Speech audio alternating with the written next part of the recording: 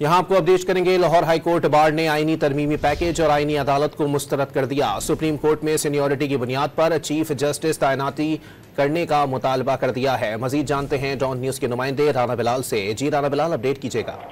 जी देखिए, वुकला कन्वेंशन का एलामिया जो है वो जारी कर दिया गया है और एलामिया में कहा गया है कि वुकला आईनी अदालत को मुस्तरद करते हैं और सुप्रीम कोर्ट में सीनियरिटी की बुनियाद पर चीफ जस्टिस तैनात किया जाए, ये भी वुकला की जानिब से मुतालबा किया गया है। और नाम नहाद आईनी पैकेज को सख्ती से मुस्तरद भी जो है वो वुकला ने किया है और एलामिया के मुताबिक कौमी असम्बली के पास तरमीम पेश करने का इख्तियार नहीं है, जबकि आईनी पैकेज आइन के खिलाफ है जो मुल्क के लिए नुकसानदेह है।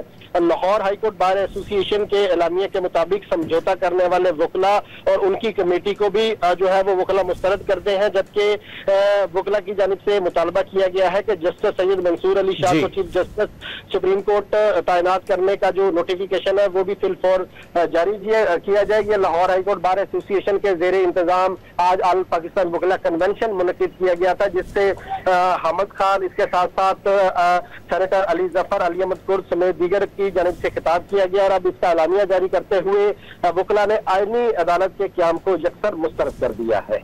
बहुत शुक्रिया राना बिलाल।